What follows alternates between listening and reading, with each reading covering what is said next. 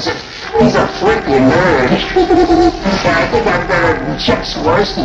Freaking nerd. Oh, Jesus.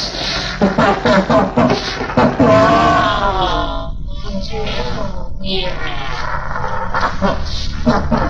That's the way.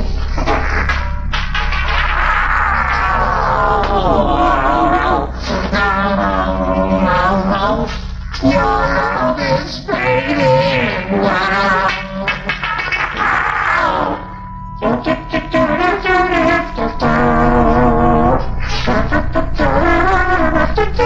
I still see the X. Oh, my files.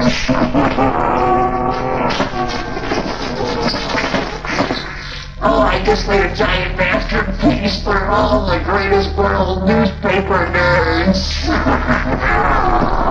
Oh, my brother is wearing the other one. But it's dirty. It's got footprints on it. 22 de novembro de 1987, Chicago. Milhares de pessoas assistiam ao noticiário esportivo e, mais tarde, a um episódio de Doctor Who. Mas sem aviso, o sinal oscila, a tela escurece e, no lugar dos apresentadores, surge uma figura grotesca, usando uma máscara de plástico e rindo de forma maníaca. Por alguns minutos, um hacker desconhecido tomou o controle das torres de transmissão de duas grandes emissoras. Ele zombou da audiência, bateu em uma mosca imaginária e terminou sendo açoitado com um batedor de moscas por uma cúmplice. Até hoje, quase 40 anos depois, o FBI não faz ideia de quem estava por trás daquela máscara. Hoje, o arquivo 404 sintoniza na frequência do caos. Vamos investigar o incidente Max Headroom. Eu sou Lobato Morel e o sinal agora é meu. O primeiro ataque durou apenas 30 segundos, na WGN-TV. Foi rápido e silencioso, mas o invasor não estava satisfeito. 2 horas depois, durante Doctor Who, na WTTW, ele voltou. Desta vez, com áudio.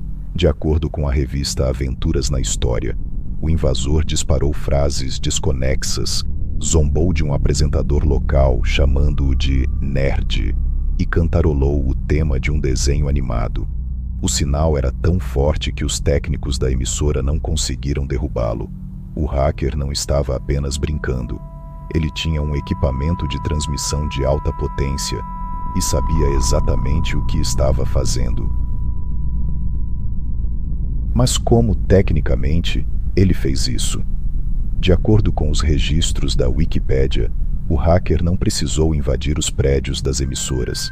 Ele usou uma técnica chamada interferência de link de estúdio para transmissor, ISTL.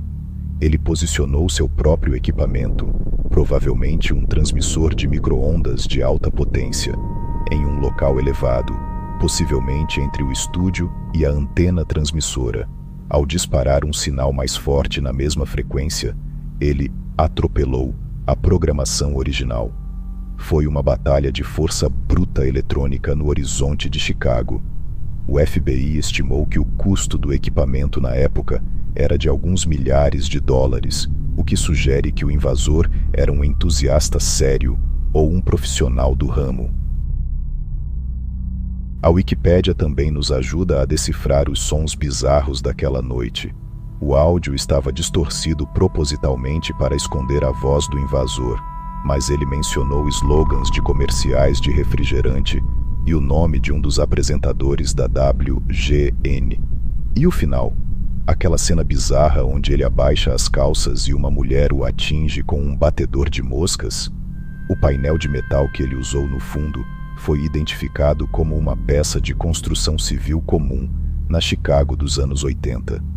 Isso reforça a teoria de que o estúdio do hacker era um canteiro de obras ou um armazém abandonado. O crime foi planejado para ser inesquecível, mas executado com materiais totalmente comuns. Por que o Max Headroom? Nos anos 80, ele era o símbolo do futuro, a primeira inteligência artificial satírica da TV. O hacker usou essa imagem para criar um vale da estranheza que perturbou quem estava assistindo. Analistas do arquivo 404 notam que o painel giratório atrás dele não era um efeito digital, mas algo físico. Isso sugere que o vídeo foi gravado em um armazém ou garagem antes da invasão. O nível de preparo foi imenso. Ele precisava estar fisicamente perto das torres de micro-ondas para sobrecarregar o sinal original com o dele.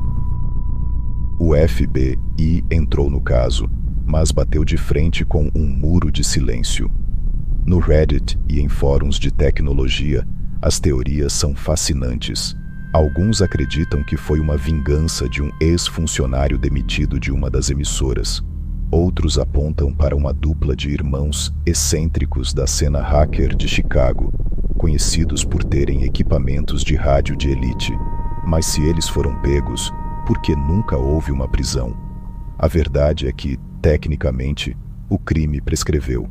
Se o hacker se revelasse hoje, ele não iria para a cadeia. Ele se tornaria uma lenda viva, mas ele prefere o anonimato.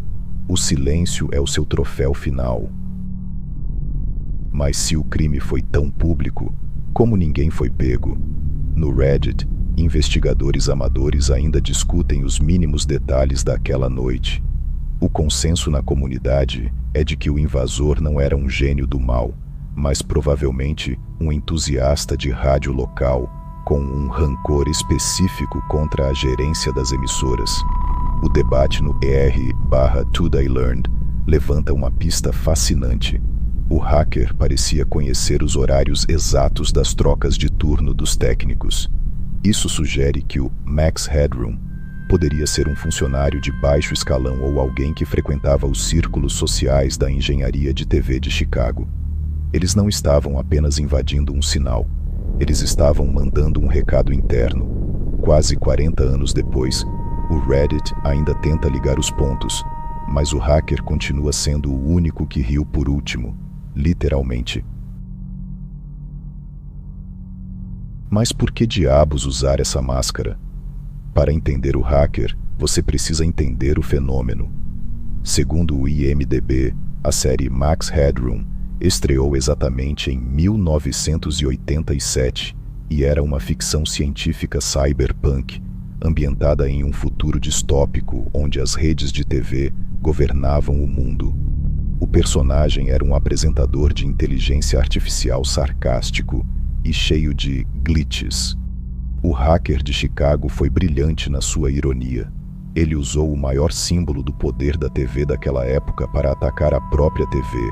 Foi uma meta-piada. No vídeo da invasão, o hacker reclama da grande emissora e até joga fora um batedor de moscas, uma referência direta ao slogan da New Coke, que o Max Headroom oficial anunciava nos comerciais. Ele não era apenas um invasor, ele era um crítico ácido da cultura pop. O mais impressionante é que o fantasma do Max Headroom não ficou preso nos anos 80. Como bem lembrou o Tech Mundo, o filme que deu origem a tudo, 20 Minutes into the Future, já previa um mundo onde hackers e corporações de mídia lutariam pelo controle da informação. E essa profecia bateu na nossa porta recentemente. Em 2022, a Record TV no Brasil sofreu um ataque massivo que sequestrou seus arquivos e tirou programas do ar, lembrando muito a audácia do invasor de Chicago. A diferença? O hacker de 87 queria apenas zombar do sistema por 90 segundos. Os ataques de hoje buscam dados e milhões em resgate. O incidente Max Headroom foi o paciente zero de uma era onde a tela da sua TV não pertence mais totalmente às emissoras, mas a quem tiver o código mais forte. O incidente Max Headroom é o lembrete de que a tecnologia, por mais segura que pareça, sempre tem uma brecha. Em um mundo onde tudo é vigiado, um homem com uma máscara de borracha e um transmissor caseiro conseguiu humilhar gigantes da mídia. e desaparecer nas sombras. E você? O que faria se tivesse o poder de falar para milhões de pessoas por apenas 90 segundos? Deixe sua mensagem nos comentários. Só não garanto que o FBI não vá ler. Eu sou Lobato Morel. O arquivo 404 está saindo do ar agora.